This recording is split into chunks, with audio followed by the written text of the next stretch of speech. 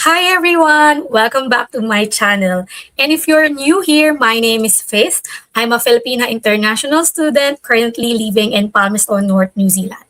And if you're planning to study abroad or you're already here in New Zealand and still adjusting, this video is for you. I'm gonna share with you again culture shocks of a Filipina international student living in Palmerston North, New Zealand, or we can say particularly in New Zealand.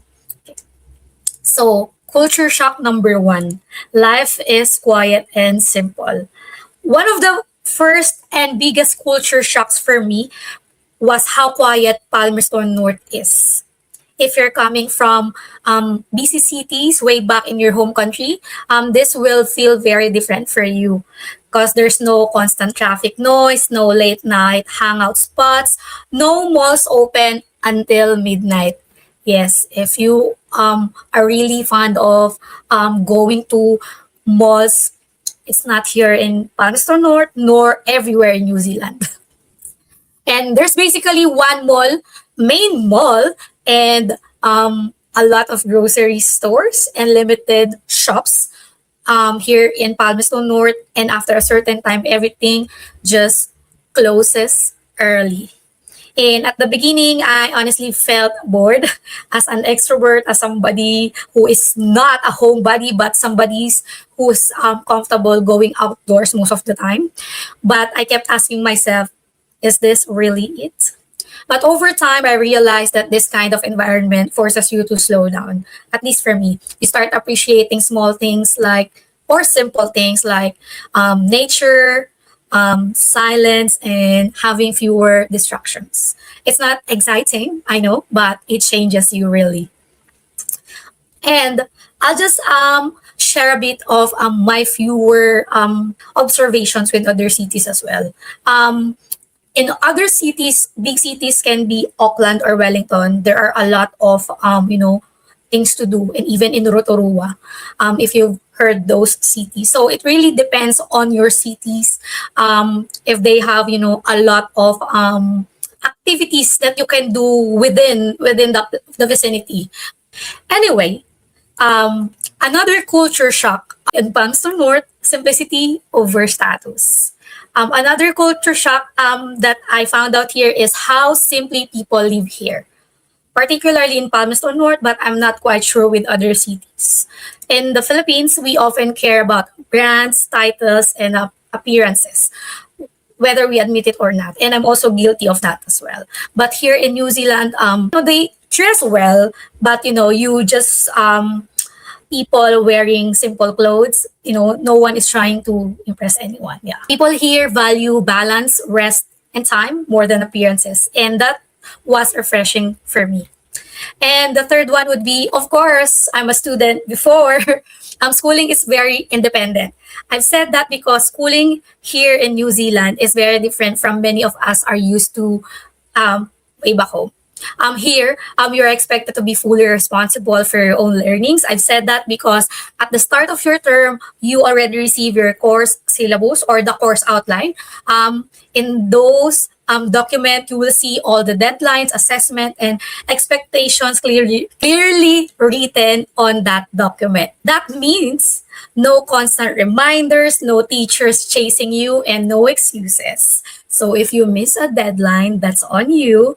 And at first, this felt scary, but eventually you realize that this system builds discipline, time management, and accountability fast. The fourth one would be you must speak up and still be polite.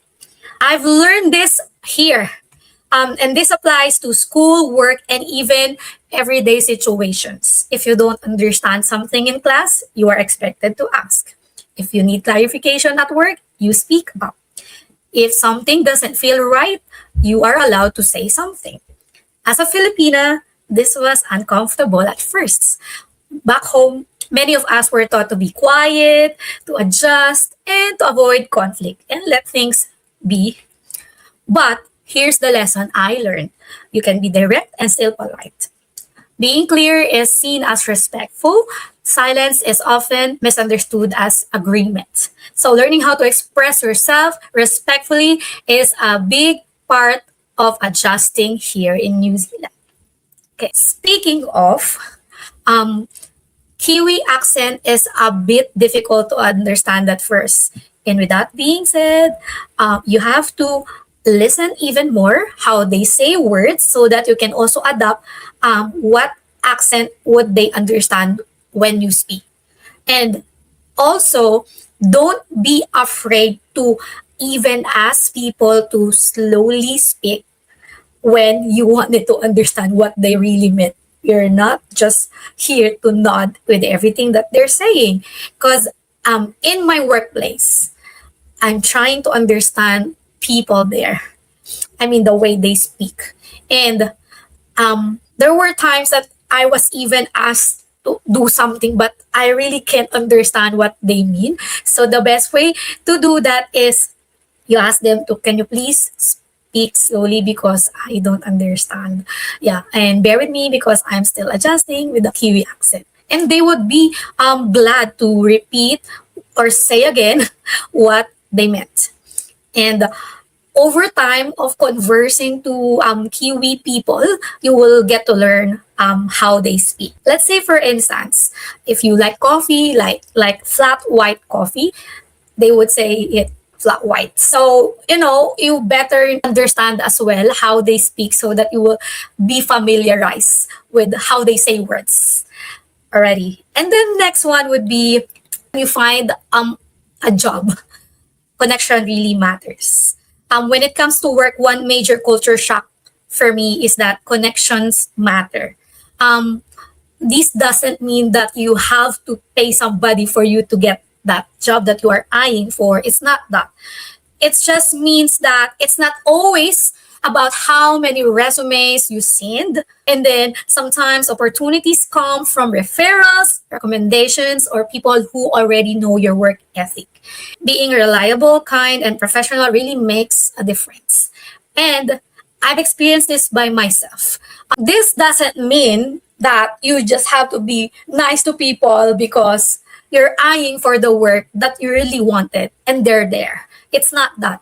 What I mean is you build genuine connection to everyone around you because you may not know that in the future they may be an instrument, not just at work, but can be when you're looking for a house. It's like be good to people and in the future I'll do good to you. That's it. And then next one would be I know you're reading the caption. Your first job may not be what you imagine. And for many international students, me and you, your first job may be something you never imagined doing way back home.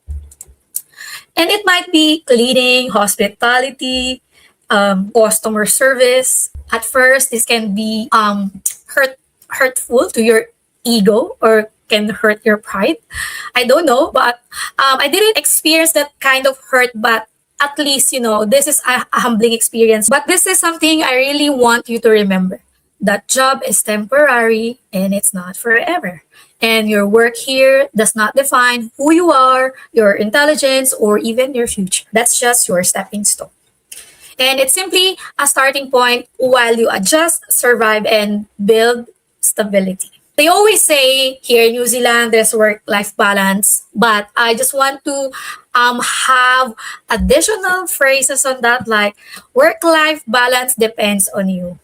Because no one will stop you from overworking yourself. You decide when to rest, when to say no, when to say that you've had enough, and how much energy you give. So balance exists here, but you must consciously choose it.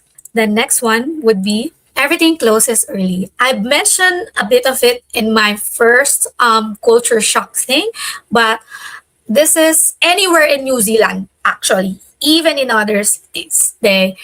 Everything closes early. Like shops, cafes, and food places usually close at around 4 to 5 p.m. And there can be few shops that's open until 7 p.m. or 8:30, but that's only few. Most of the groceries shopping here in New Zealand closes around 8 to 9 p.m. And there are only only few establishments that's open 24/7. Like, of course, the most common known, McDonald's, KFC. That's it.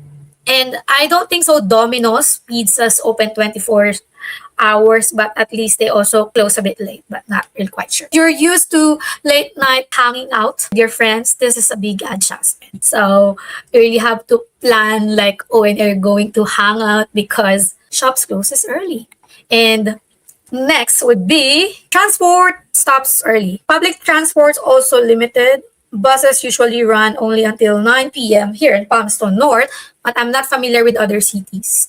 But I think there were other cities that can have their public transportation be available up until 10 p.m., but not really quite sure. But here in Palmerston North, public transportation is only until 9 p.m. And after that, your options are walking, driving your own car, or take an Uber. And if you don't have car, just like me, time management becomes very important. And then another culture shock for me is you need to cook your own food and budget. Eating out regularly is quite expensive and Filipino food options are limited. Here in Palmerston North, at least, there are two Filipino restaurants. So that's fine. You can just choose between the two. But I don't know with other cities. But probably if you are based in Auckland and Wellington, there might be more options there. Groceries are also expensive, especially meat and vegetables. But it's really fresh actually. So you learn how to cook, meal prep, compare prices, and avoid food waste. So it's challenging at first, but it teaches financial discipline very quickly. And last but not the least, I just want to emphasize this that people are so busy in their lives. Even your friends can be busy because you don't have like same schedule of day off. So you better gotta enjoy your own company. That's everything I've got for the culture shocks of a Filipina or even for an international student here in Palmerston North. And Palmerston North may not be exciting as you expect it to be, but it is grounding. I think most of the introverted person would enjoy Palmerston North, but I must admit that I'm not an introvert type of person. I'm extrovert one. This one is really a big adjustment for me. And at first, I felt uncomfortable, but growth often happens in quiet places like this. And if you're planning to study here in New Zealand or you're already here, comment below which culture shock surprised you the most. And if you're already here, what added culture shock you've already experienced that we might add so that people who are wanting to go here may have an idea of what they should expect living here in Palmerston North, New Zealand. So up until this stage, don't forget to like, share, and subscribe to this channel so that publish more contents about being an international student or even life here in New Zealand based from my own experience. And please do remember, you're not alone in this journey. Thank you so much and see ya!